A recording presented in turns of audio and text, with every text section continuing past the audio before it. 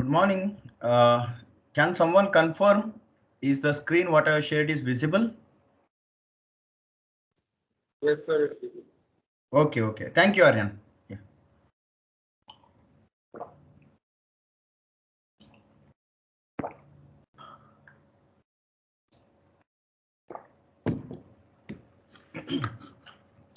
Okay, we will begin our today's class. Today we will look into a little bit further into the fatigue mechanism, what we have discussed in the initial class. Okay, we have come to know that there are three stages in which fatigue is going to happen: crack initiation, crack propagation, and then final fracture. Let us look little bit more detailed how the crack initiation occurs. So this is what is the overall fatigue mechanism. So when in your examination you find the question related to fatigue mechanism, explain fatigue mechanism, then you need to explain thoroughly with the each and every basic process what is happening, the physical phenomena which is occurring in the fatigue failure. If it is simply asked explain the stages with respect to the fatigue, the answer for either case is same, but the answer for question explain the stages of fatigue, then it is little bit more little bit much simpler, a straightforward a step-by-step explanation. When it is asked to explain the fatigue mechanism, then it is a little bit more complex explanation you have to do with respect to the physical phenomena which is causing that particular step. Okay, so that is what we look into today. And types of fatigue which we already see even in our failure modes discussion, and factors which affect the life. Okay, in this particular slides, and then later we'll discuss also on the design philosophies which people use whenever they go for designing any structure for fatigue loading case.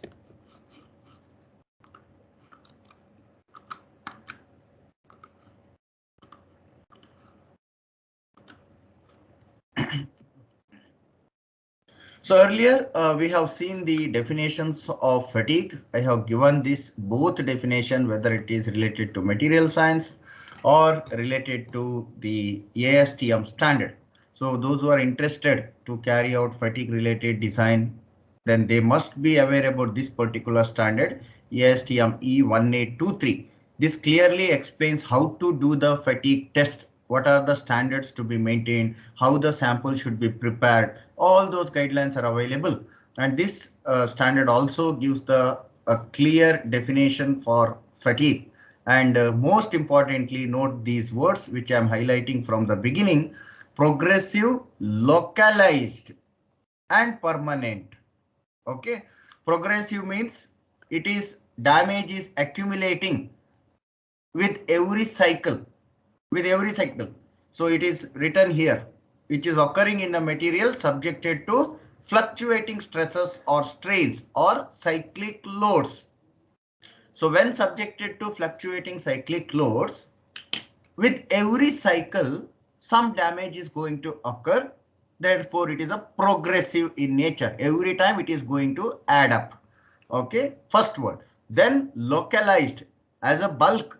In a generalized component you will never see what damage is occurred. The component looks to be same size, same shape, everything same. With bare eyes, you cannot even make out there are some damages occurred. Therefore, the term called localized. At the regions of stress concentration or at the regions where there is a flaw, where there is a defect, there this damage is going to accumulate. Okay, so this localized is one of the important factor to address. And earlier in the failure modes we have discussed two type of yield stresses: general yield stress and localized yield stress. So here localized yield stress concept are highly important rather than generalized yield stress. In the absence of localized stress data, we can assume generalized stress. That is a design assumption. That is it. Okay. So important word localized, because the damage occurred, progressive damage or accumulated damage, what you observe is not throughout the component at particular regions of stress concentration. And more importantly, it is permanent in nature, permanent. You cannot reverse it. And all this is happening when the component you subject to the cyclic loads or fluctuating stresses or strains. It could be either you say you are loaded, then stresses are developing, or you say strains are developing. Either way, the statement is same. So definition of ASTM standard is clear and straightforward, as technical as possible. Material science point of view, you can simplify and say that it is a progressive localized structural damage occurring when the cyclic load is there. Okay, this was our initial discussion we had during the first class. Okay, so the failure stresses, important to see here, is not the ultimate value of the stresses. So ultimate strength of the material could be 650 MPa, for example. Component is not failing at 650 MPa. Then you may assume that whether component is failing at yield stress. Let us say yield stress is 450 MPa. Component is not even failing at 450 MPa. Then component is failing at a stress level much lower than these values. Now that is a problem for designer. If it was failing at yield stress level, as you do in your static design, MD1 you have done, you take your failure criteria, any failure criteria, whether it is von Mises or Tresca criteria or distortion energy theory, whichever you want to take, you are going to use the corresponding parameter, either the yield strength or ultimate strength. But under cyclic loading, because of the accumulated damage, the component is going to fail at a stress level much lower than the ultimate or the yield strength of the material. And we do not know at what stress level it might fail. Though yield strength of the material is 450 MPa and ultimate strength is 650 MPa, the component may fail even at 50 MPa, only 50 MPa stress. There is a chance, it depending on what is the severity of the damage occurred. Okay, so therefore we must always consider fatigue is one of the serious case in most of the structural failures. And when we talk about the cyclic load, what we apply, there are two basic variations possible. Most often as a designer, during the analysis, to simplify the design, we consider a constant amplitude loading, or the stress range between which stress is going to fluctuate is a constant stress range delta sigma. Constant stress range, sigma minimum and sigma maximum, difference between that is constant. So you can see the every time I will start loading from some magnitude here, load it to the maximum level, bring it down, get back to 0, and some compression is also there with this cycle, and we'll proceed again for the next cycle from there. So this cyclic history is going to repeat with the same values of maxima minima. Magnitudes are same. So cyclic amplitude, the stress amplitude sigma A. More I am also going to discuss about this in the chapter 2, various type of loading patterns. Here at least some idea you should have. Okay, so stress amplitude sigma A, and this is a case with the mean stress loading. So therefore there is a sigma mean. What is mean and all more detail we'll see in chapter 2. However, just to correlate your earlier learning, you have used Goodman-Soderberg criteria, and these criteria are used when there is a mean type of load is applied. If it is a completely reverse loading, the stress ratio is -1, or I can say sigma max is equal to sigma minimum, only difference in direction. In that case, you have completely reversed loading cycle. Here this is not completely reversed loading cycle, therefore some constant stress is always there on the component, and that constant stress is known to be a mean stress or average stress, which is always there in the component when cyclic load is applied. So there are two load components. Important to know that whenever you subject a component to cyclic load, there are two stress components which are occurring in the material. One is fluctuating stress, that is defined by sigma A. With each cycle, the sigma A, whatever you have, stress amplitude, the stress amplitude is going to be of alternating function. And then constant stress, which is always there in the structure and when it is subjected to cyclic load, one value will be always constant, provided the load is non-zero mean stress type. Some mean stress is always there. Completely reverse stress history do not have that. We'll look it more next when we go to the high cycle fatigue. This is not completely reversed. This cycle is not completely reversed. If it is completely reversed, it has to start from 0, go to some maximum, come back to the minimum of same magnitude what you have in the positive direction. Let us say this is plus 50, then this has to be the minus 50. So then this cycle you go and repeat for n number of times. So this is a completely reversed. If you say completely reversed, this is the pattern. So the R or the stress ratio, we will write sigma minimum by sigma maximum is equal to always -1 for completely reversed loading. Whereas whatever shown you here, see 0 value is here.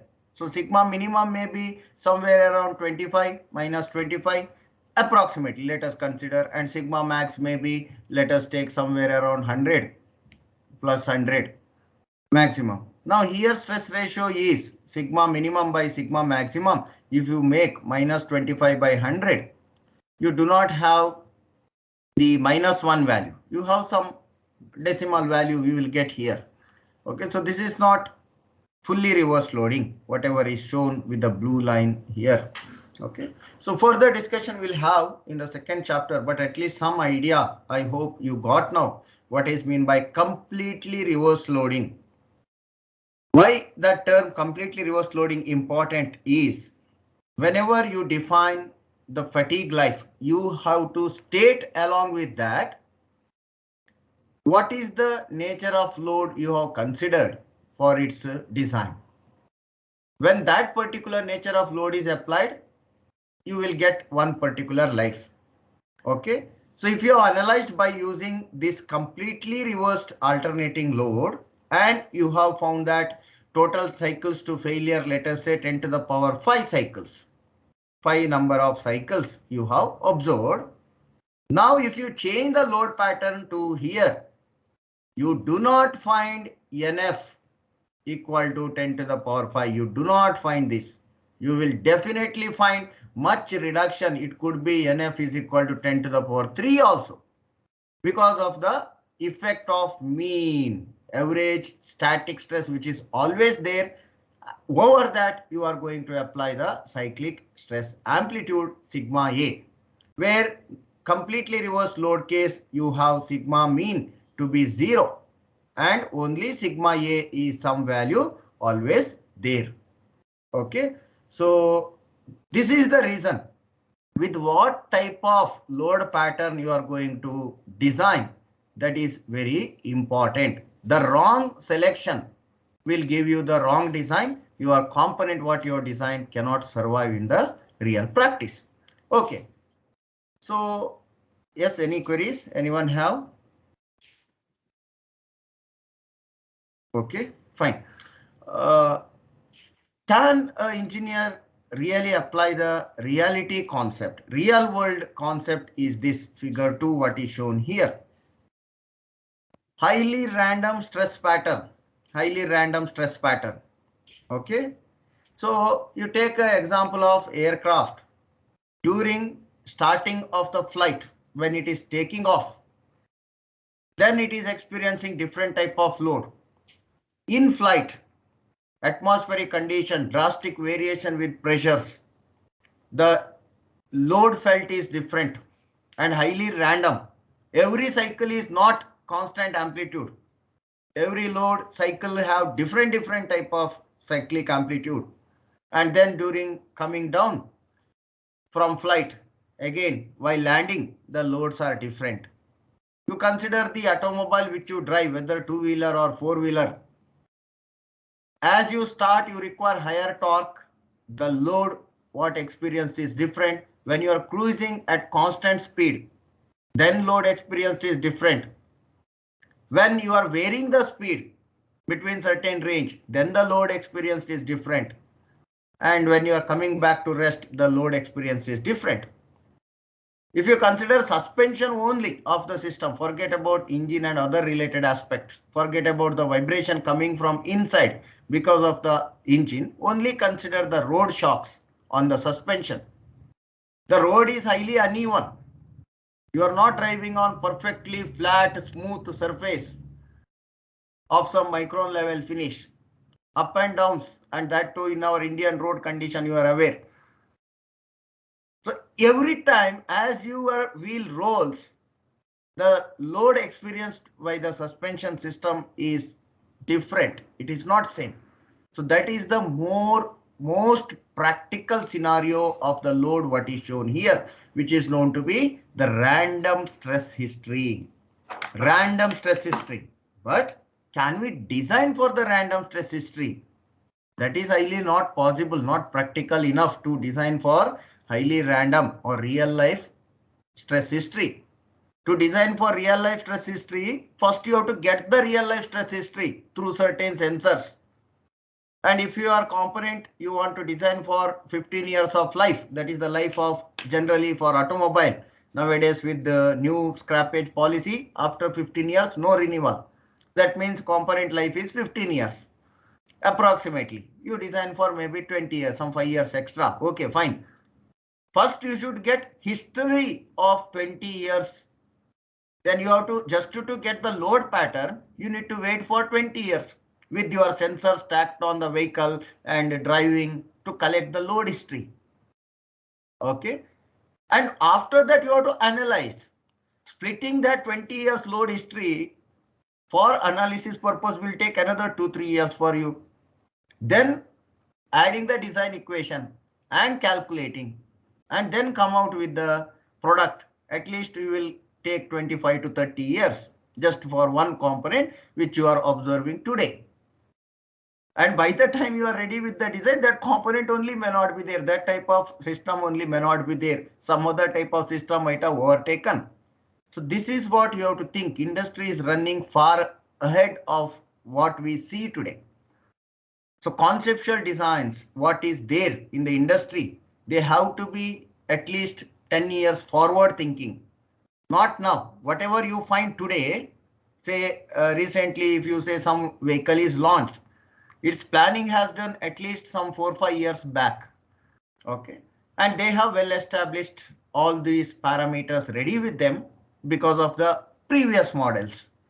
Therefore, you always find some delta increment. You do not see complete changeover of the platform. Okay, platform always remains same. With that, they will always do some delta changes. With delta changes, every time new models are going to come. To completely revise the platform, it takes more effort. So this is the practical issues when you are planning to design for a practical case. So usually as a designer, this type of random stress history is being simplified. So we use simplified history loads in design. We do not use highly randomized load patterns straightforward. A little bit simplification. There are various methods are there. However, it is out of the scope of your syllabus. If you are interested, please check that book which I have given in the reference list in the syllabus. So that those books have clear details. Only on the fatigue book, J.A. Collins book is more than sufficient to understand various methods to simplify the random load pattern. Okay. This is about some information to you onto the load pattern. The more technicality of the parameter we will see in the second chapters. Okay, so now we know that most of the applications involve materials, and these materials are subjected to cyclic load. That means there is fatigue going to happen. Fatigue or the fracture related aspects you have to get in during your design stage. Fatigue failures are known to be surface failures. And recently a survey which is published in 2019, engineering in the Journal of Failure, Engineering Structures, it is observed that most of the failures occur from the surface.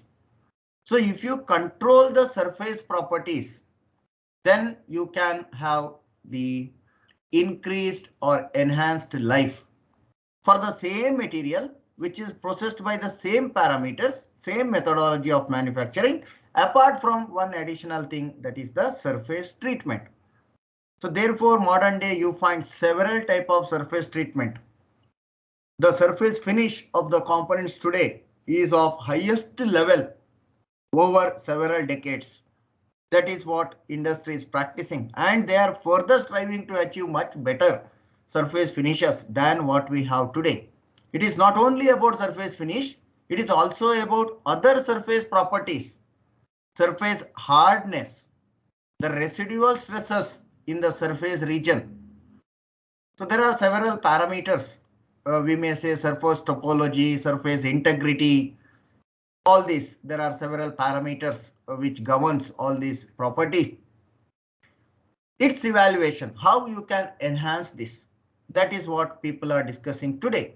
So surface technology is one of the current trend because you see that most of the failures, and especially speaking fatigue failure, they are surface phenomena most of the time. 90% of the time it is surface phenomena.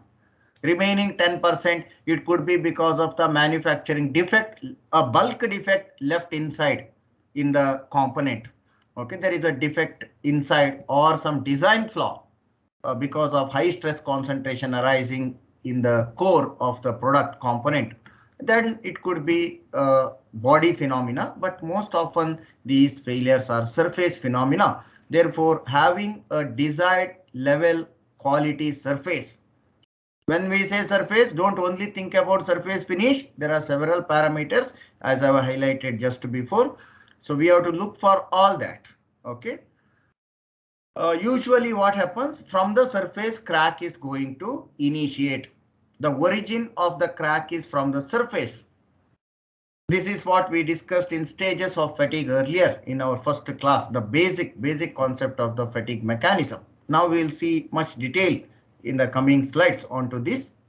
Okay, maybe the tool marks, even you use fine finish grinding or lapping honing, it is an abrasive particle removal process, and micro level cracks are always there.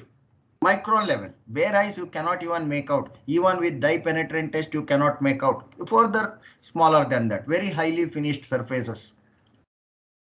So those micro cracks at very small level, or even today if you talk about nano finish, nanoscale finish, ultra fine structure, still there is some amount of that nanoscale level scratches are there. That will act as stress concentration for the surface, or that will act as a flaw from the surface, or other things, maybe environmental effects, corrosion, that will create initial dent, and from there then damage progresses at a faster rate.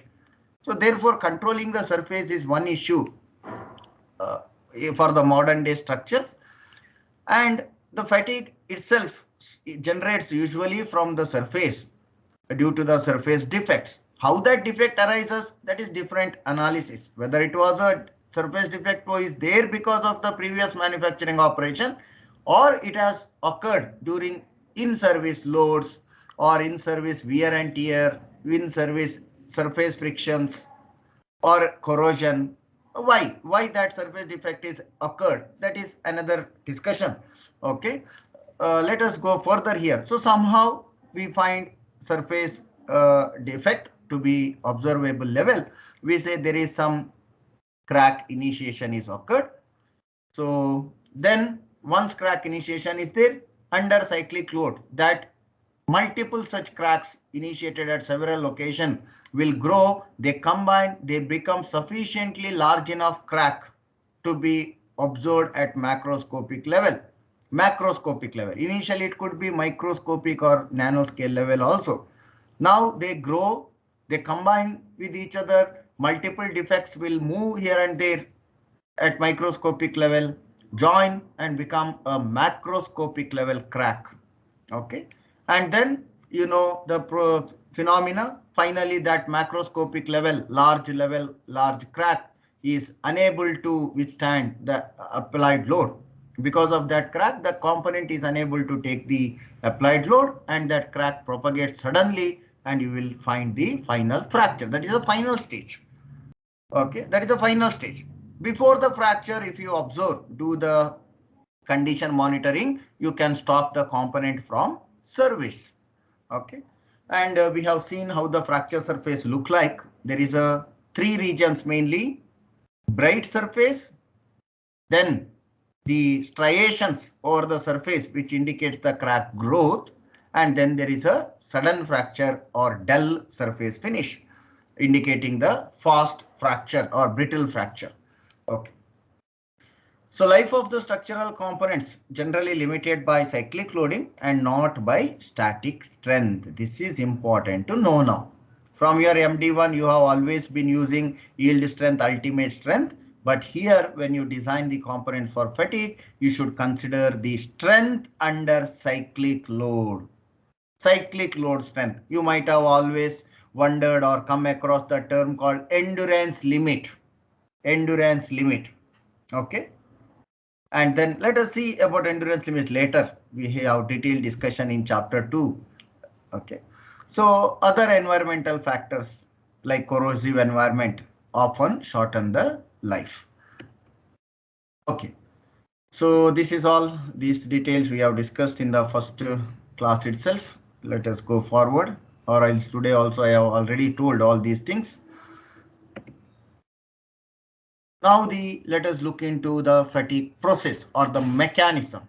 So again, I will highlight here, if the question is to explain fatigue mechanism, you have to give detailed explanation with the drawing, valid drawings.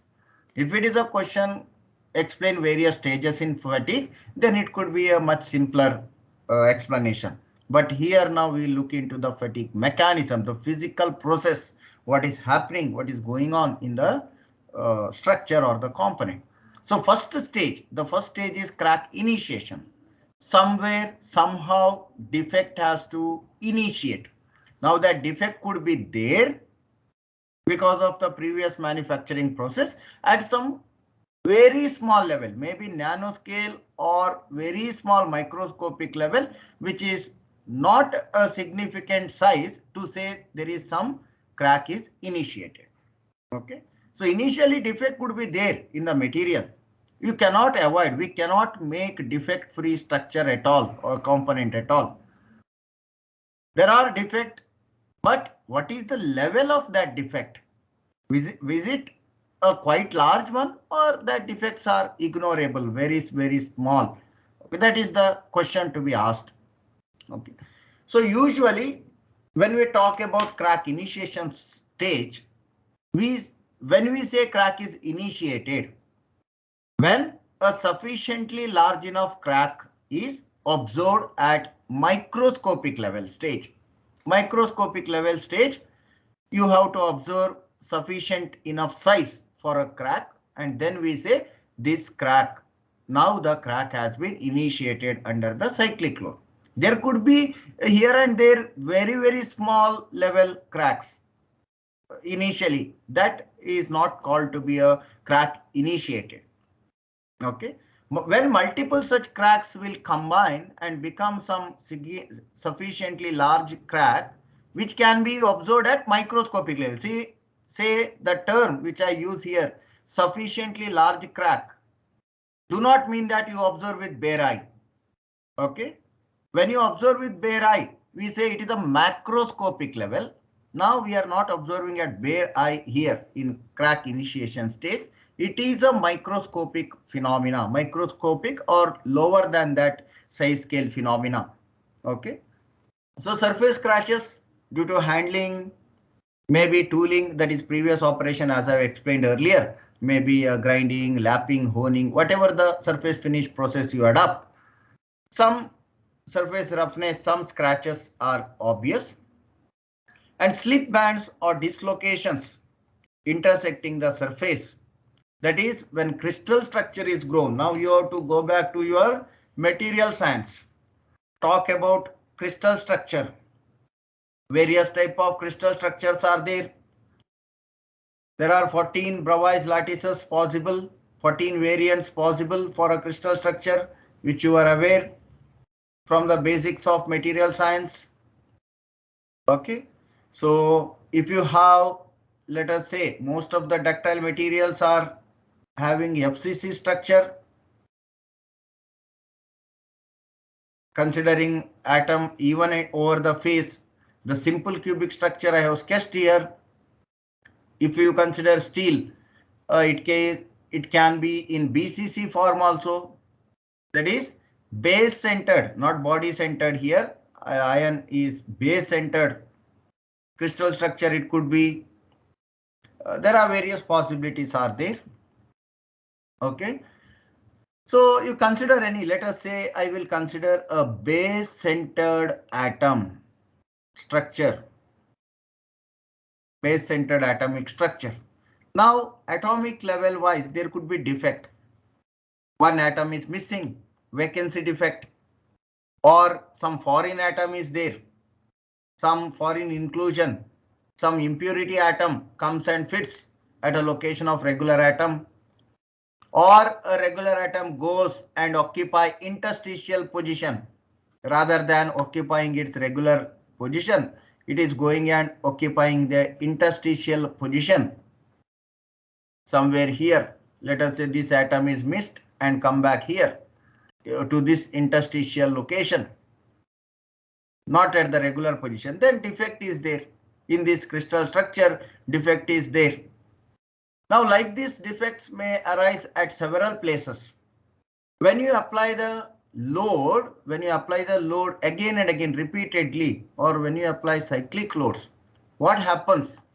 The structure or the component at microscopic level or at this crystal structure level is pulled. You know how the mechanical bonding is. We have discussed in our earlier classes. Mechanical bonding. Elastic deformation means the bonding between these two atoms is stretched. So the unit cell length increases. Elastic deformation. Initially it could be A.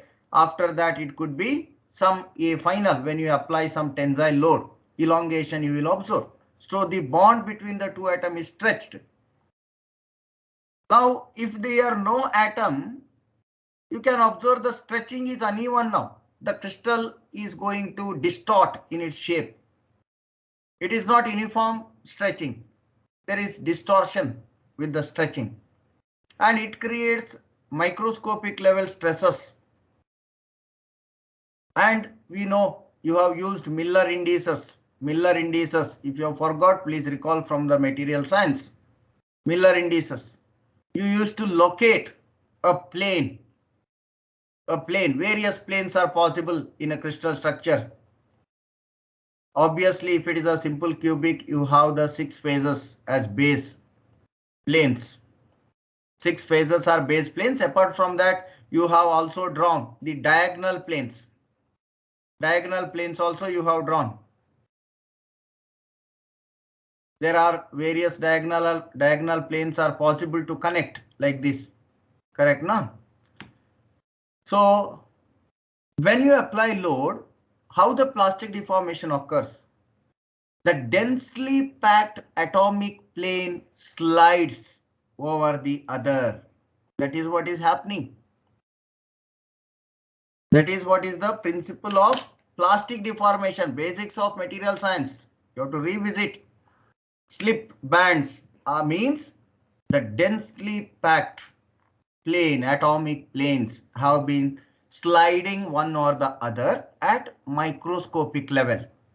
When multiple such plane slides here and there, we say the phenomena of plastic deformation is because of the slip phenomena. There is another concept called twinning, usually under shear loads. We observe twinning. Its representation similar to that of screw dislocation, what you have seen in material science, where slip band formation is similar to that of edge dislocation. Okay, so apart from this, there are other possibilities, that is diffusion. The atom may displace from its position through diffusion process. Arrhenius equation, if you remember from your 11th or 12th standard, Arrhenius equation is such a powerful equation which can be applied to various domains of material behavior. And in that one is the power law, what we say diffusion equation, which is in the form of Arrhenius equation, the equation of diffusion process, how the atoms diffuse through the boundary from high concentration to low concentration. So we have to, when we talk about crack initiation, we have to really talk about the microscopic level aspects, what you have seen in the material science. Okay, the formation of slip bands, the plastic deformation, twinning, screw dislocation, edge dislocations, various type of defects, how they are moving, in which direction they are moving, that it can be identified by the Miller indices. So for a material scientist, this gives that particular idea, Miller indices, which is that particular plane where atom is missing, which is that particular plane where defect is there, because those are the directions where a plane will slide, the plane of atom will deflect or slip. Okay, so that idea is important for an engineer or a material scientist who want to look into the microscopic level. There is something called as critically resolved shear stress. Critically resolved, CRRS. Critically resolved shear stress. So any plane of atom consisting defect or not consisting defect, fully packed atomic plane, which are sliding one or the other at microscopic level, they will slide only in a particular direction where this critically resolved shear stress exceeds the strength of that particular material. Yield strength you can consider. When you consider yield strength, then there is a plastic deformation. Whatever sliding of the plane occurred, plane of atom occurred, is irreversible. You cannot get it back. Now this is at microscopic level. Macroscopic level, if you want to realize, I will simply say you take two slices of bread and just slide it to some extent. If it is not going back, however, it is not elastic, you are pulling it. So after you remove, and if it is as it is in the new shape now, when you have slide two bread slices, then there is some deformation. Initially, you have kept two bread slices attaching to each other, matched two bread slices. Now you have slide one bread slice to some distance. Now what you can see, there is a shift. The shape has been changed. So macroscopic level, like this behavior. The same you have to reimagine at atomic level. At unit cell level, one unit cell is moving, one atomic plane is moving, like that you have to consider. Okay, now how this plane moves, that governs the corresponding plastic deformation phenomena. Now one of such phenomena is slip. There are twinning, there is diffusion, other processes can occur. Creep is also one of such phenomena, physical phenomena. But importantly, you remember that any plane which is sliding, any plane of atom which is sliding with respect to the other, in only in that particular direction where critically resolved shear stress is exceeding the material strength. Yield strength in that particular direction, the plane is going to slide. Okay, fine. So the dislocation activity or movement of those dislocations or the atomic planes consisting the defects is known to be a slip phenomena. And when this is happening repeatedly, you say that crack has been initiated when you observe at some crack, sufficient size crack at microscopic level, not macroscopic level, microscopic level. So substructural or microstructural changes can cause the nucleation and it is a permanent damage. You cannot reverse that. If you apply compressive load, you cannot slide that plane back in the same direction. When you apply the compressive load to repair that, then one more plane may slide in another direction, some other place in the material. So if some unit cell distortion occurs at microscopic level and that is permanent, when you remove the load, if it is not coming back, already slip is occurred. That means plastic deformation at microscopic scale is occurred. You cannot reverse that. Okay, fine. So here you can observe the simple representation. This image is available in Dieter book. More information you can please refer to this book. One of the prominent researchers in this field and who explained the concept of fatigue from the microscopic point of view. That is, one is Dieter, other one is S. Suresh book. S. Suresh. They take this phenomena to the fatigue concepts to microscopic level, where you also have other books which discuss with the macroscopic phenomena, that is authored by R.I. Stephens. All these books I have put in your reference section. You can use this, or Bannatyne A. Julie, authored by Bannatyne and Julie. They will say that there is microscopic level aspects and all that. They are aware. Only thing is the point of view in which you explain and carry out the design solution. Dieter and Suresh, Dieter is having both actually, even the microscopic level concepts and the macroscopic level design equation. Yeah, Suresh book discuss from the metallurgist point of view, a detailed discussion. A great book it is. Every fatigue design engineer has this book always with them. Yes, Suresh, as well as the R.I. Stephens. Okay. These are the very great books. Yes, Suresh and R.I. Stephens, and costlier also, very costly.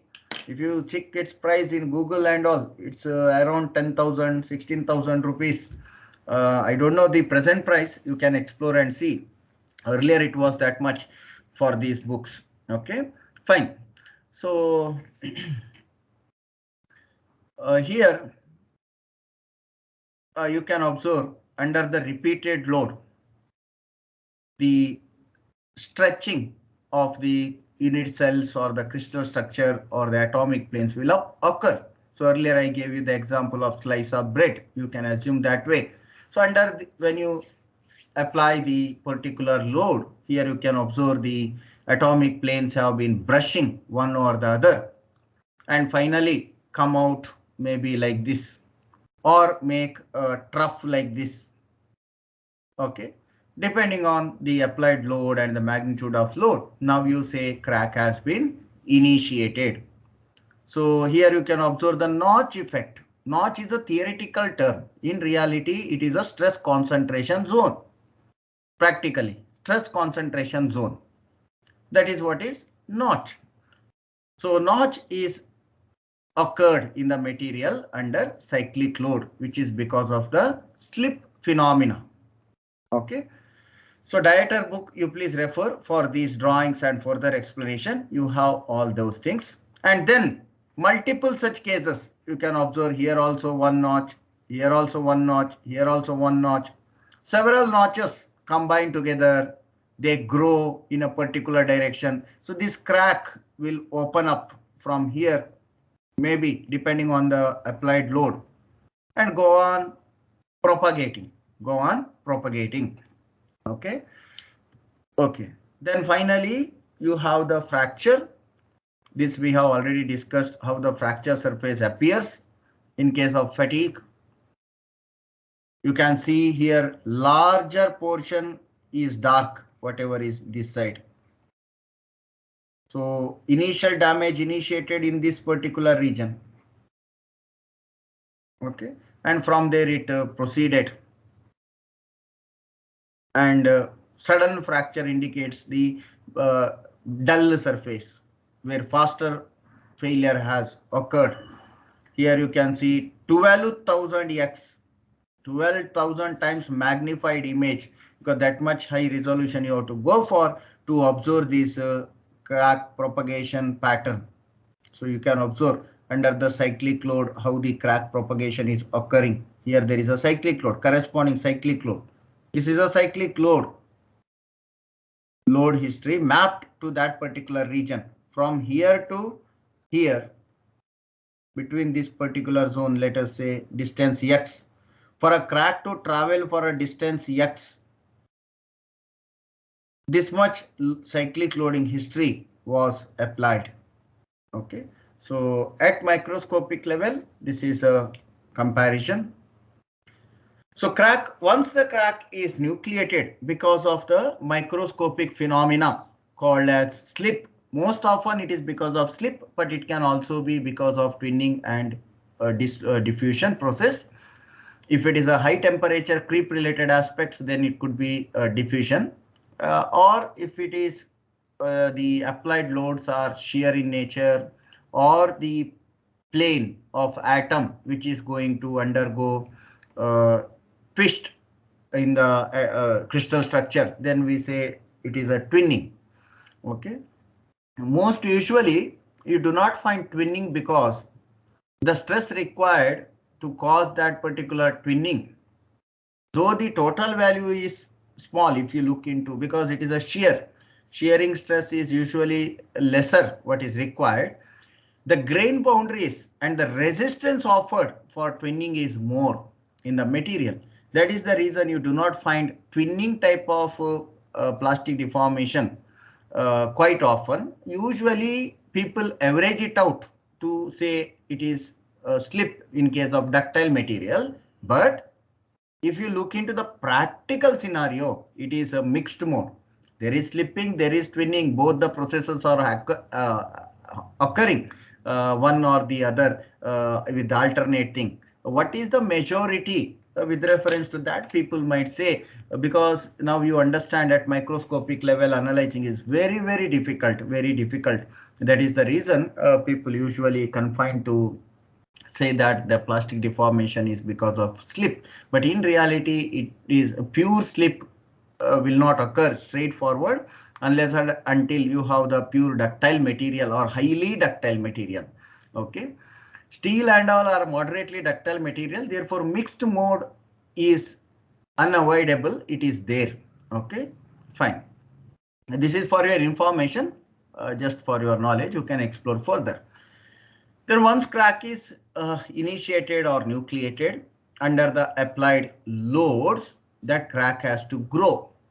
And you know that usually because of your idea from machine design MD1 or the principal stresses, you have learned even in your strength of material subject, Mohr circle, principal stresses, all that you have seen, sigma 1, sigma 2, sigma 3, all that discussions you had.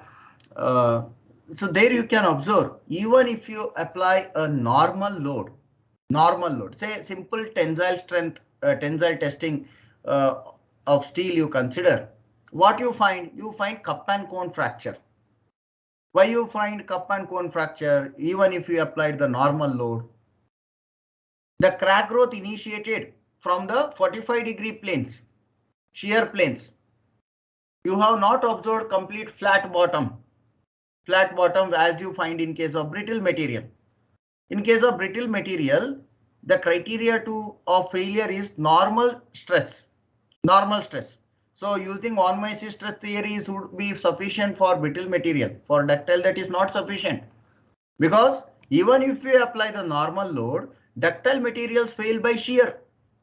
That is what is the meaning of you get cup and cone type of fracture surface. 45-degree plane. Please revise or recall your knowledge of strength of material, tensile test, where you find the cup and cone fracture for a ductile material, and the knowledge of principal stresses. Okay, you have drawn the Mohr circle. What you observed, even if you apply the axial load, there is a plane at some particular angle. There is a plane at some particular angle where there is maximum shear stress, toe max. And when this toe max, even if you apply axial load, normal load, okay, you have a component. We have applied only normal load. We cannot expect complete flat fracture. You are going to observe a fracture of 45-degree inclination. You are finding a fracture of 45-degree inclination. I will draw only one side. It could be either side. It could be three-way also, three-directional. I have simply drawn like this. Okay. So any one direction. I have just showing 45-degree. You find like this fracture. Okay. Why? Because though you have applied normal load, the normal stress you calculate F by A, normal stress. But the strength of the material is much greater. The normal strength or yield strength of the material is much greater than what you apply the load here, where by the time the shear strength of the material is much lesser than the shear stress what is developed, toe max, and you find that the plane is sliding in a 45-degree plane or 45-degree direction. Usually, theoretically we say 45, but it need not be approximately 45-degree direction to give you the cup and cone type of fracture. You find cup and cone type of fracture, 45-degree from either side. Okay. This is highly ductile material. Pinpoint you will get highly ductile material. If it is moderately ductile, you find clear cup and cone type of fracture, which is a mixture of ductile, and then because of the strain hardening effect, component is undergoing hardening, and you will find the flat fracture. For a steel, you have observed a fracture in this particular fashion. Not completely pin out.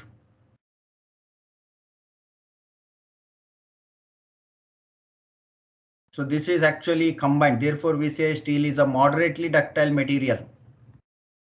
Moderately ductile material. This flat, whatever you observe here, is because of the brittle nature it showed.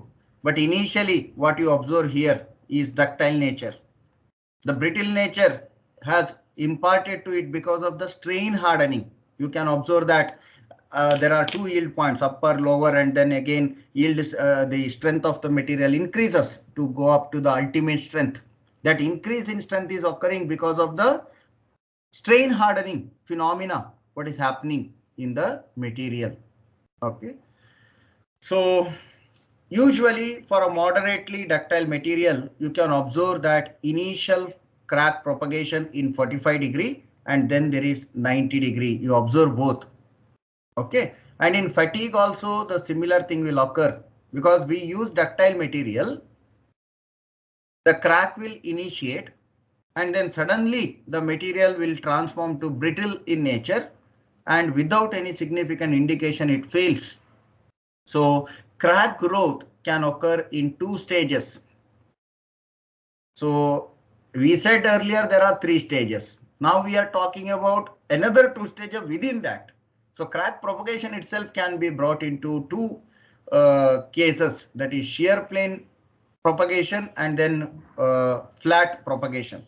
Now flat propagation will give you the final fracture also. If this is a very small, we can say crack propagation stage. Every time the crack growth in 90-degree is very small, the increment, it's a crack propagation. But then with another 2 cycles, it can straightforward propagate abruptly and break open into 2 pieces. So then final fracture or catastrophic failure you will observe even for a ductile material. Okay, so that is very important. And when we talk about crack propagation, yes. Sir, in the previous slide, what was the meaning of strong influence of microstructure and weak influence of microstructure? We will see here in the next slide. Okay. So when we talk about the crack propagation and stage 1, stage 2, what I have shown earlier, you consider a steel material. I have drawn this image and then like this. Okay, some material under tensile. So this portion, small portion, you can observe is shown to you here. You can clearly observe that crack is initiated at the surface because of the slip phenomena initially at the location of stress concentration, maybe where there was surface crack or something like that. So here you can see that initial crack simply like this. Okay, that is what is the initial stage, crack nucleation, slip, and then crack propagation in 45-degree direction, approximately 45 it is. It is not necessary that always it will be in 45-degree. The right way to say is the direction in which critically resolved shear stress is exceeded the shear strength of the material. That is in that particular direction crack propagates. Okay, so this is the crack propagation stage is broken down into 2 stages again. Stage 1 where crack is propagating in 45-degree line, and stage 2 where crack is propagating in a 90-degree plane. So to give you this particular thing. Now here microstructures are also shown as asked by Ayush there. Okay. So here you can observe shear mode and tensile mode. A combined mode you can observe. Microstructure are also given. Now the nature of microstructure can control the direction in which the crack is going to propagate. There are various aspects. Whether the crack is propagating through the grain. So here you can observe crack is initiated here initially at the surface and then propagated through the grain. A single grain has been break open throughout. In the middle of the grain, this the path is there. Okay, middle of the grain. Now here in this small zone you observe it is propagating at the grain boundary, not in between the grain. There are 2-3 grains. It is propagating in the boundary. And then again within the grain, coming to the boundary again. So this is actually a mixed mode of failure. Here you can see crack is propagating at the boundary in this particular region. Then again it is going through the grain. So there are 2 concepts, whether crack is propagating through the grain or across the grain. Now this can be controlled by the microstructure, whether you have fine microstructure, whether you have coarse microstructure, fine microstructure or coarse microstructure. So when you have fine microstructure, you have small grains, and there is a chance that rather than breaking of the grain or crack is propagating breaking the grain and then propagating through the grain, crack will find n number of paths to propagate through the grain boundary. That is quite easy for the material. So if there is a fine grain structure, you find the crack propagation is some approximately, we may say that it is through the grain boundary, intergranular. There is I'll show you in the next slides also, intergranular crack propagation. When you have coarse grain structure, say annealing heat treatment you have done, you have coarse grain now.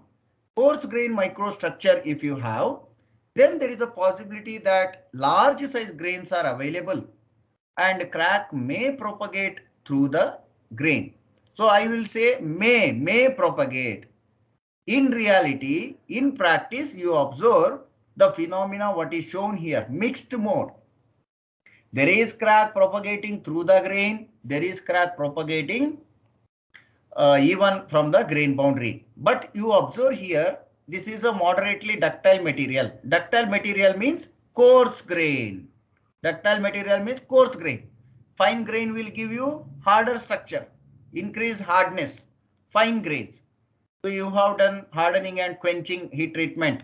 Fine grain you will get.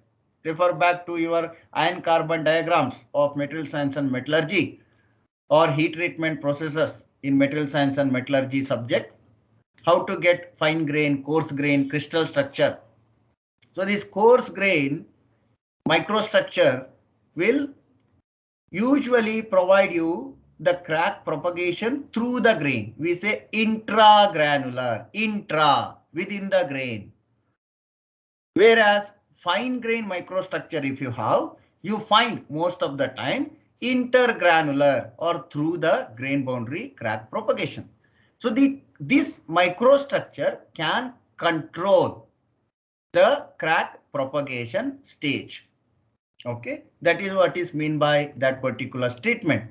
Weak influence of microstructure in where? In this particular phase, 90-degree crack propagation. If you have 45-degree propagation plane, then microstructure is highly influential. When we come back to the flat fracture, that is brittle fracture, in that zone, the influence of the microstructure is little bit less because you will find a lot of damage there in the crystal structure and there is no further strain hardening is occurring. In this zone, there is no strain hardening. Strain hardening occurs during this process. Okay, so that is the statement called weak influence of microstructure when the crack growth reaches to stage 2. So whatever the crystal structure, microstructure we want to control, better we control with respect to the this particular stage 1 type of crack propagation and crack initiation period. Okay, it is said that fine grain crystal structure are best to avoid crack initiation. Fine grain means hard surface. Hard surfaces are best to avoid the surface deformation easily. No, you will not find crack initiation so easily. But once crack is initiated, material is already hard. Now the influence of microstructure is very weak. Once crack is initiated and propagated and reached this particular stage, and then fast propagation. So brittle nature, fully brittle nature, if you make bulk of the material as hard. Therefore, people talk about treating the surface and retaining the core tougher, treat the surface and make the surface harder. So gear teeth, bearing surfaces, journal surfaces, crankshafts, pistons, whatever you see in the structural components which are experiencing cyclic load, surface is made harder, core is retained softer so that it can take shock loads, tougher. Core is tough, surface is hard. The idea is to have the advantage of both type of microstructures, fine grain, coarse grain. So if you have fine grain at the surface, crack initiation period is increased. Crack will not initiate so easily at fine grain. Okay. And then once crack is initiated through the fine grain, crack immediately propagates. But with the coarse grain, crack do not propagate again. Coarse grain means ductility is there. If you have in between here coarse grain, the crack propagation will still follow 45-degree because of the strain hardening. This type of cup and cone type of this initial nature, you will find that coarse grain will show some resistance to the crack propagation. Therefore, the crack will wait there before propagating further. It cannot propagate in normal mode, normal to the applied load. That means 90-degree failure cannot occur. So as far as possible, we have to avoid that 90-degree propagation of the crack, which is mentioned here, weak influence of the microstructure in that particular path. Therefore, we have to plan such a way that we are going to see sustained propagation. Continuous propagation is there, but for a longer duration, not a faster duration. Therefore, the modern designers plan fine grain structure at outside and coarse grain structure at the inside. And obviously, mode of failure now multi-mode. There is intergranular, intragranular crack propagation. So analysis wise, if you go, it becomes too complex headache. Therefore, simplified model you find in this particular fashion. So more details on this you can find in R.I. Stephen textbook. Go and look into for your more detail. This image is there. These discussions are available. You can look from there, or Dieter book also have all these aspects. Yes, Suresh book also have beautifully explained these concepts. So let us look into intergranular and intragranular crack propagations. So don't get confused here. Inter. Okay. Inter means through the grain boundary. Crack here, the red color mark in the figure 2 is propagating through grain boundary, not within the grain. Through the grain boundary, crack is propagating. In another case where I have intra, also referred as transgranular, crack is propagating within the grain. A grain is cracked up. Okay. In one case, crack is propagating through the grain boundary. In another case, crack is propagating within the grain. So there are two concepts of crack propagation. How the crack is propagating, whether the crack was propagating through the grain boundary, then the mechanisms related to strengthening the grain boundary can be taken up in the heat treatment process. If the crack is formed, observed to be in the structure propagating through the grains itself, intragranular or transgranular, then the certain heat treatments which are promoting strengthening of the grains can be you can advise for the manufacturing process as a designer. So designer means it is not that you only calculate and tell this will survive this much strength. You have to tell what manufacturing process can be adopted or can be used to provide that particular strength. So that idea should come from this failure analysis. So once the component is failed, you analyze for that particular material, that service load conditions, see how the crack was propagated, whether it was a brittle crack, whether it was a ductile crack, up to how far you had ductile crack, after which you found the brittleness. So these are all the things engineer has to look for in real life conditions. So this fatigue and fracture subject is specialized engineering course. It is not like your MD1 or strength of material, the basic course. Specialized engineering. The knowledge of here you should be able to apply directly to the industrial case. Okay, that is what is required. And to apply there, you must know the basic phenomenons, what is happening in the material, what is happening inside. It is nothing to do with simple calculation. Calculations are there, equations are there, quite complex equations are there. Using that is different. Here, initially, these ideas are important because if it is a intergranular crack propagation, you have to use different equation. If it is a transgranular, intragranular, you have to use different equation.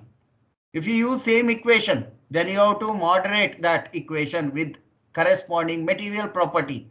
You must know when there is a intergranular crack is going on, then what type of material it is, brittle or ductile, whether it is coarse grain or fine grain. All that aspects you must consider. So fatigue design is actually the function of many things that we will see influencing factors in the coming slides later. Okay, so then the microscopic cracks, what is formed will propagate and finally result in fracture, catastrophic failure. So this failure can occur once the crack has been reached sufficient size at macroscopic level. Earlier in crack 1 initiation stage, I was telling sufficiently large crack at microscopic level. Now, when you say crack propagation, sufficiently large crack at macroscopic level.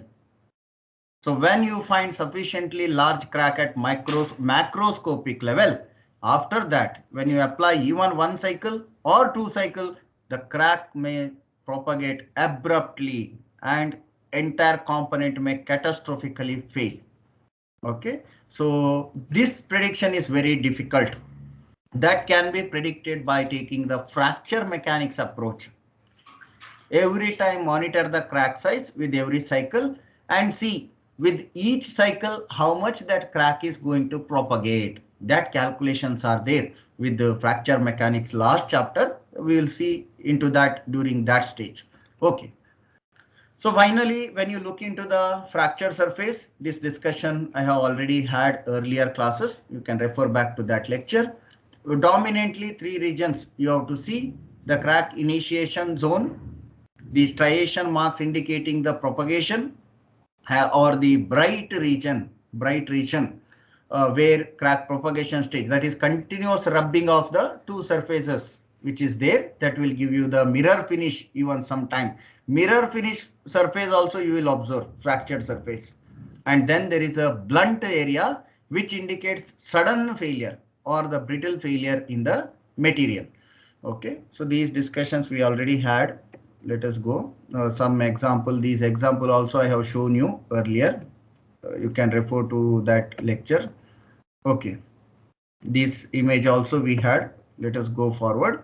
Okay, here we can observe the number of cycles taken. Again, you can refer to R.I. Stephen book for this image and related further discussions. Number of cycles along the X direction, applied load or stress along the Y direction. Different cases have been shown: case A, case B, case C, and case D. Different cases have been shown. In the initial case, here let us go from bottom. Consider case D from bottom. You can observe large number of cycles have taken for the crack initiation itself. Slip phenomena itself is taking large time. So large number of life cycles have been spent for the initial phenomena of crack initiation, and then you find very, very fine microscopic cracks, microscopic crack. So by the time you find this much, you might have ended up the life of that component. I mean, you are going to plan to retire that, or that component may not require for that purpose. Long time have been spent already. So catastrophic failure is not there. Even crack initiation is also very, very small. Okay. Then there are another case. Let us see the case C, where some small amount of time spent for the slipping phenomena, initial crystal structure related aspect. Then microscopic cracks have been developed. Okay. After that, if you do, after certain cycles, if you do dye penetrant test, which is a NDT technique, you can observe now the cracks for this much duration of the cycles, and then further fine cracks even with the naked eye you can observe, and then it will fast forward. It may propagate or it may not propagate, that depending on the stress level. Now, if you observe here the corresponding stress level, actually here also I forgot to tell with respect to stress level. The stress level is very small. I will say sigma 1. Sigma 1 less than sigma 2, less than sigma 3, less than sigma 4. What is sigma 2? The stress level at C. Here. This is, maybe I will write ABC. So this is D, sigma C, sigma D, B, and sigma A. This is better. Anyways, ABC is there, no? So sigma A, if you apply a stress level of sigma A for the same component, what you can observe, the applied stress level is very small. Therefore, you can see large number of time is spent for the slip and then microscope. Assume that this is your total life you require for your component. Total life, let us say 10 to the power 6 number of cycle. For example, your requirement, let us 10 to the power 6 you are applying on that particular component. Okay.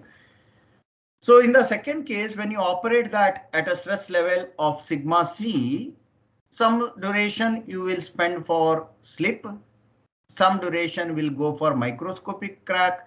When you do NDT, you find another some duration, and then fine cracks with naked eye you can see when operated at sigma C of stress during this. And then because the stress level was not sufficient enough for this crack to propagate, naked eye you saw the crack, the stress level applied was not sufficient to propagate the crack. Therefore, it is mentioned that non-propagating cracks. It was there, same size throughout till you get your service life. Another case, now you increase the stress further, operate at sigma B stress level. Slip time reduced because stress is more, fine cracks. So all this time gets reduced and then visible crack growth. Even fracture can occur. It is not recommended to operate at this particular stress level. Actually, usually when you see cracks with naked eye, better to retire the component from service. If you are doing condition monitoring, then it is okay. Continuously you do condition monitoring and see with every cycle how much crack is growing. Analyze the crack size and say that when the crack size is reaching to up to so much you have to take the service out of, take the component out of service. Okay, so here when you operate at further large stress, sigma A level, further large stress, very small time is sufficient for the slip phenomena and crack nucleation within this zone. Not even 25% of the lower stress level value. Very small level within that crack initiation is occurred, and then very fast crack propagation stage is there. Very fast with few number of cycle you can observe, and finally you never know when the component is going to fail. The life is significantly reduced. Okay, so these are all the possibility. What this diagram indicates to you, if you increase the applied load, if the applied load is significantly large, then component life is small. That is one straightforward observation.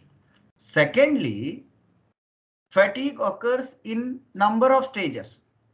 There is a stage called fatigue crack initiation. There is a stage called fatigue crack propagation, and then there is a final fracture. So this initiation period, crack initiation period, is significantly reduced at high stress level, as well as the crack propagation. So if you are designing for increasing the crack initiation period, then operating at lower stress level would be fine. If your designing is to resist the crack propagation, then you can observe there, you compare the crack propagation times, not as severely affected that of crack initiation time, even at high stress levels. Okay, crack propagation time is reduced to some extent, not to the full extent. Okay, therefore little bit higher stress if you are planning to operate, you have to go with the idea that you have to increase the propagation time. Now take suitable methodology to handle this. Now when you can have large initiation time, when your structure is very hard, the component surface is hard, that means fine grain, you can go for the surface when you're operating at low stress levels and you are expecting longer life. Crack initiation only is restricted.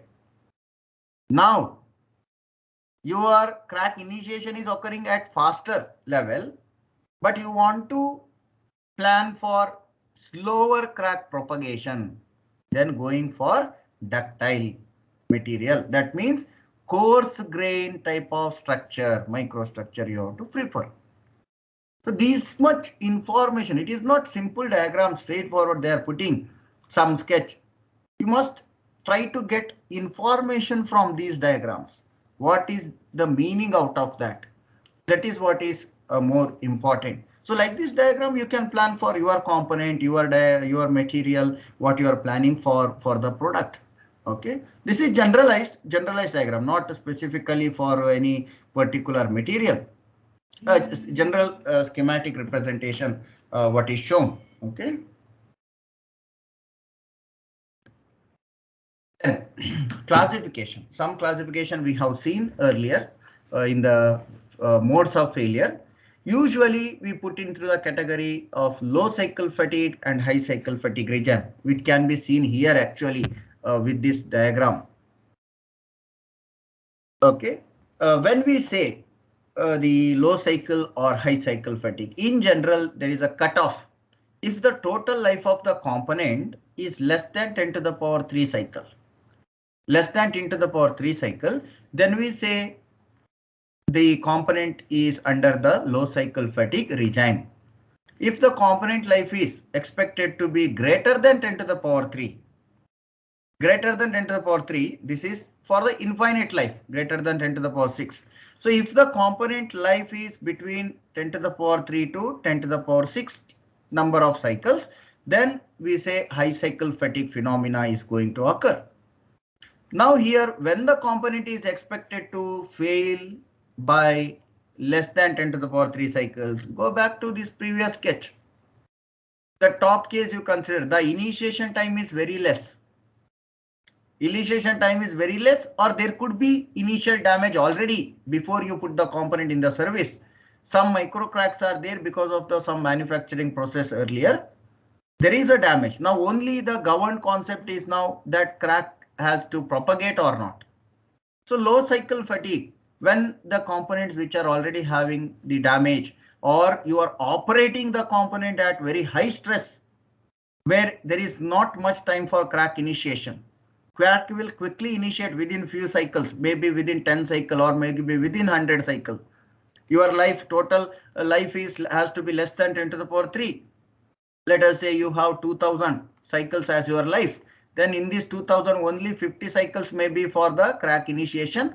All other remaining 9950 cycles are with respect to crack propagation. Okay, so when you operate at high stress levels, that is why it is mentioned high load, and significant plastic strain occurring during each cycle. That means damage is going to accumulate and significant amount. Crack initiation is much faster as observed in this diagram here, top diagram. Okay, so in these cases, if the life of the component is less than 10 to the power 3, around 9000 or 10,000 also, nearly 10 to the power 4 also is not a problem.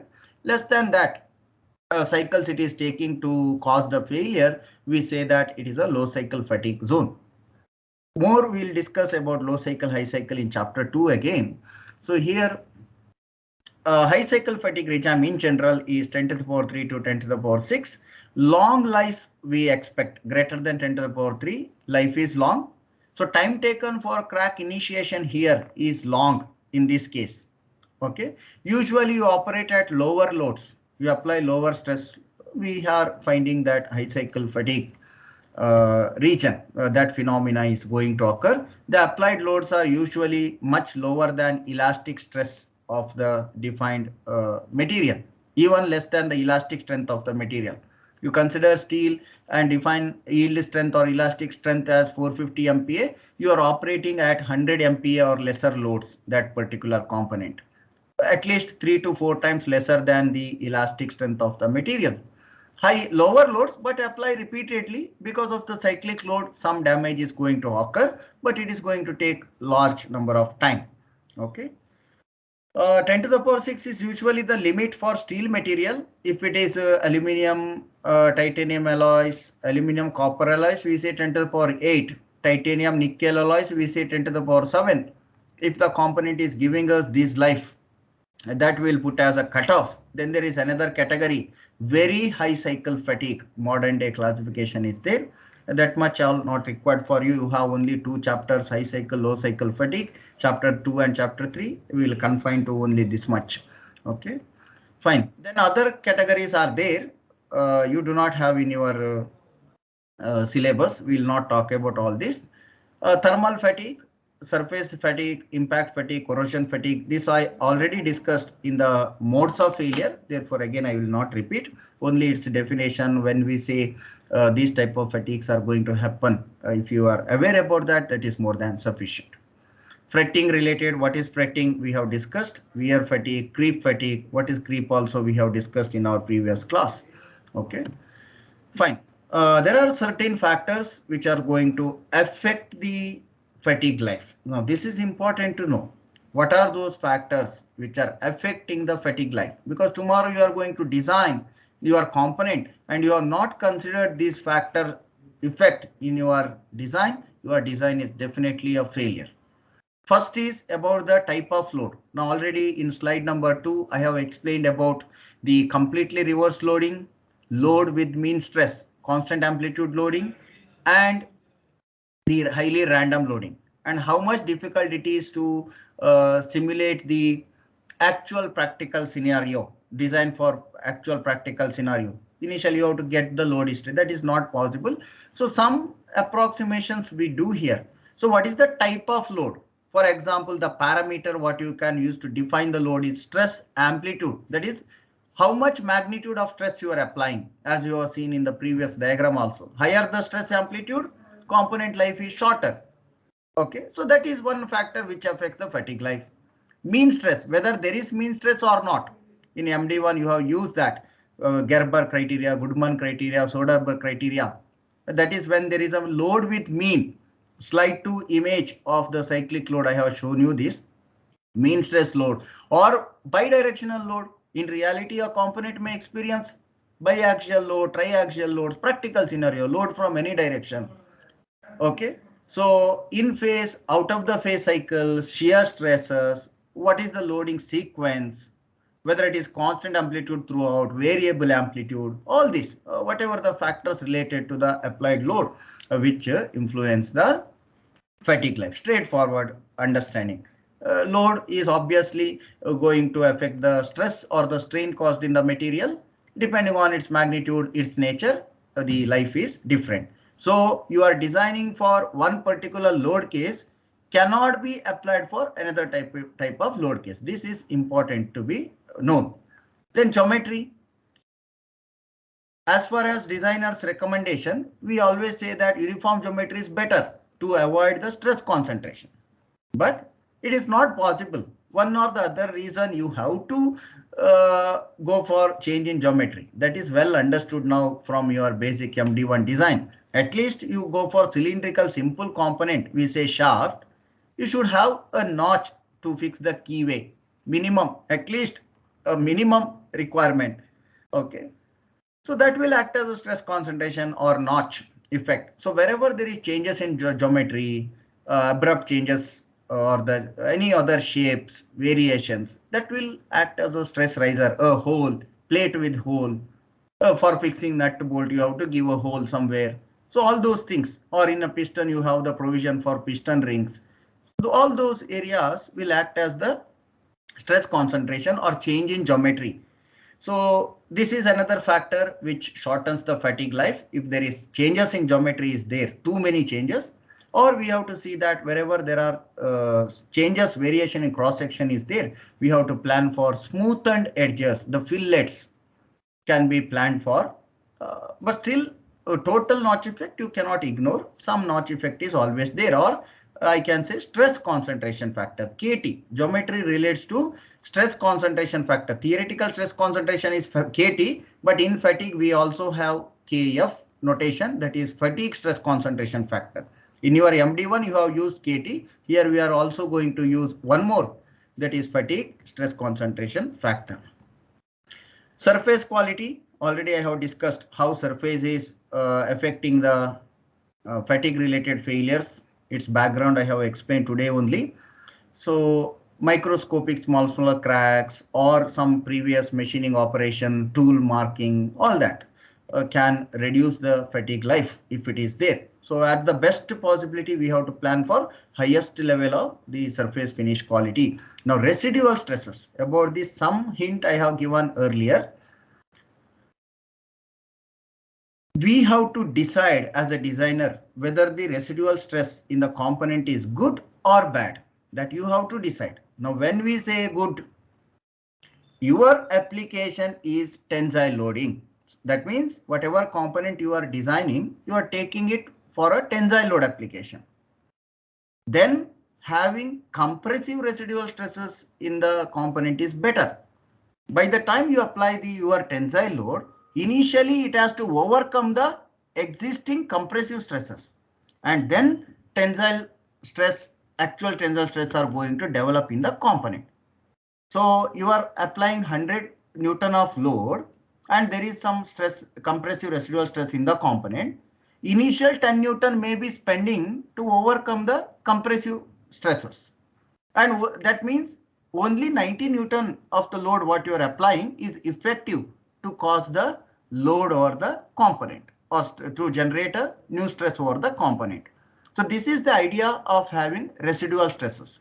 There are various methods, mechanical surface treatments, heat treatments, various possibilities are there. Usually cold working, example like short peening, deep rolling, these can be adopted to generate the compressive residual stresses in the component. So compressive residual stress usually known to be better because 90% of the applications are tensile in nature in engineering domain. But not always. If you are going for compressive load application and you are generating compressive residual stresses, then it will reverse effect.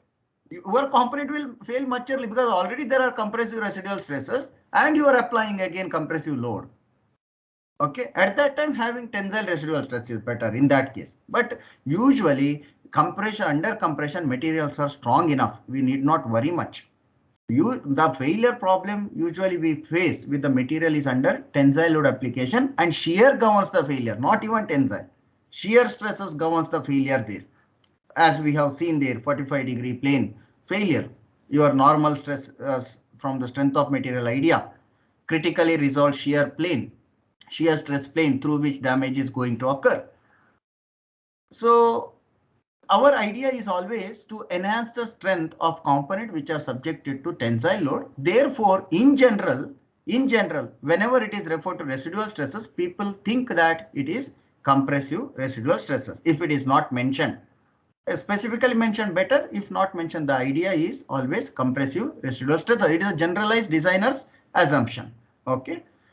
Material type, you know, various material behaves differently, composite metals, all that. We will discuss that in the coming chapters also. You are going to design with steel, with aluminum and other things. You know, each material has different behavior to the applied, different response to the applied load. Therefore, material is also one of the factor. Not many things are there now. That is it. Only one slide. Size and distribution of internal defect. Now we had elaborate discussion on the microscopic level discussion on mechanism of fatigue. So you know now inside defects in the material, how they are going to affect what its size. If the size of the defect already there is already large enough, then the crack initiation period is too small. Already there is a large enough defect. Only propagation time you have till that fracture occurs. If your defect inside the component is very small or at the surface, inside or surface, anywhere you have the defects is very small, then large number of cycles are required for crack initiation. Crack nucleation has to occur. Then that nucleation has to propagate. Therefore, size and distribution where and all these defects are there. If all the defects are nearby, then movement of the dislocation and combining, becoming a significant large size of defect is quite easy. If they are at various far locations, crack has to develop, initiate from there, or defect has to move from there and then combine with this to become a significantly large size of defect or crack. So these ideas. And therefore, size distribution of the defect is one factor which affects the fatigue life. Direction of loading, that already I said in the previous slide, bidirectional loading, etc. is there, especially in case of non-isotropic material. Anisotropic, we say. You have maybe FRP, fiber reinforced composite material. Linear direction strength is different. Transverse direction strength is different. Now you apply, instead of applying load in linear direction, you are applying in the transverse direction. That material cannot sustain that particular load, because in transverse direction, matrix hold the load. In linear direction, fibers take the load in case of fiber reinforced composite. So you have to plan which direction you want to load, how you want to load. Correspondingly, you have to plan the material, its strength, all those things. Grain size, again, I have already discussed, therefore I will not explain again here. Coarse grain, fine grain, its difference you know now. Various type of crack propagation also I have explained with reference to grain size. Environment, straightforward. Corrosion or abrasive environment, shock, vibration related environment are all deteriorating the fatigue life. Corrosion especially, wear and corrosions are highly deterioration towards the fatigue related things. Then temperature. Simple example of railway track I have given earlier. Temperature, railway track is ambient condition. There are many cases in real life where you have high temperature application, engine pistons or turbines, turbine blades, vanes, all those places, high temperature application. Temperature also decreases the life. Statically, how you have thermal stresses, what you had talked in your strength of material, the same thing you will also find with the fatigue. Variation in temperature is there, means cyclic temperature effect is there. Additional parameter, and it decreases the fatigue life. Okay, so these are all the factors in general which affect the fatigue life. More further details we will also discuss in chapter 2. Therefore, the discussion at present here is sufficient. It is also time now. This is okay. This is simple slide I just wanted to put. This we'll see in the next class. No problem. Okay. Is having any query or any doubt, you can ask. If not, we will end our today's session. Any doubts anyone is having? Okay, I hope there are no doubts. Thank you all for joining for today's session. Have a nice day. Thank you, sir.